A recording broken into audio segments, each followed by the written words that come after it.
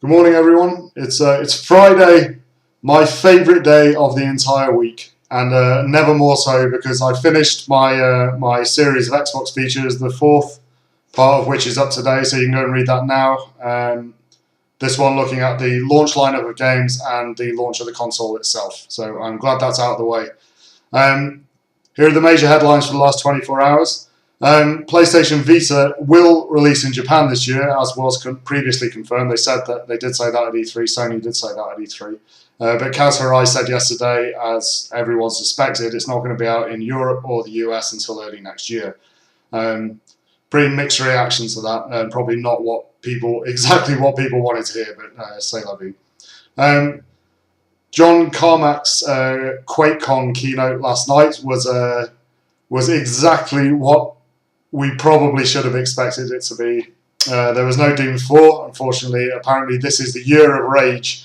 So yeah, we didn't get to see that. But Carmack did say that the Doom 3 source code will release this year. So for every cloud, silver linings and all that. Peter Moore became EA's COO last night. So many congrats to you, Peter. The man cannot stop getting promoted. Frank Gibeau, as well as he was EA Games boss, he has now moved over to be the head of EA labels, so all good for EA. A giant documentary on Bungie is now available. This is part of the studio's 20th anniversary celebrations. You should definitely watch that. Very, very cool. Rhythm Heaven is still top in Japan. 3DS sales unfortunately have cratered on the news that Nintendo's about to chop the price, and PSP won the hardware chart. Steph did a really great report on that. You should go and read it now.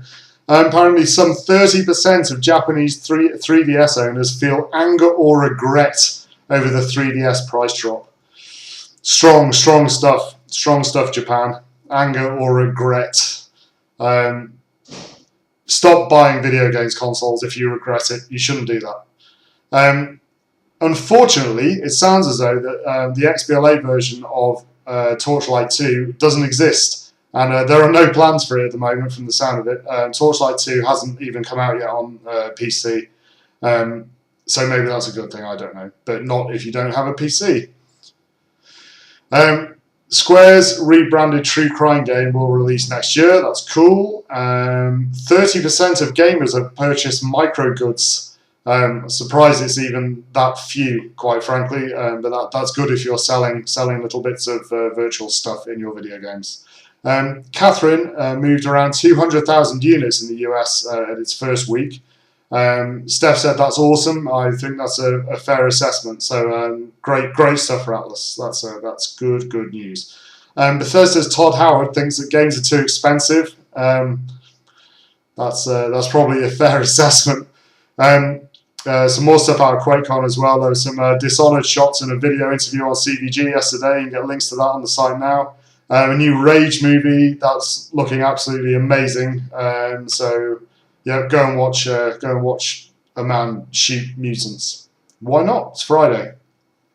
A new Resistance 3 trailer popped up yesterday as well from Sony. That's looking really cool. Very keen on that. Bethesda goods as well. It's Bethesda week, clearly. Are now available in Team Fortress 2. You can get yourself a Skyrim hat. Which reminds me, we really do need to shoot Eurogamer in the face again, so probably try and sort something out next week, maybe. And finally, Codemaster CEO Rod Cousins has said that Wii U needs to be very keenly priced. Not quite sure why people think that making things cheap means that people buy things that they might not want if they were more expensive. I think there's a bit of a seesaw that needs to be balanced by something. You can read all of the shift wraps from Australia, US and Europe in the last 24 hours are down there. So if you missed anything yesterday, you don't have to. Go and look at those and you'll get everything there.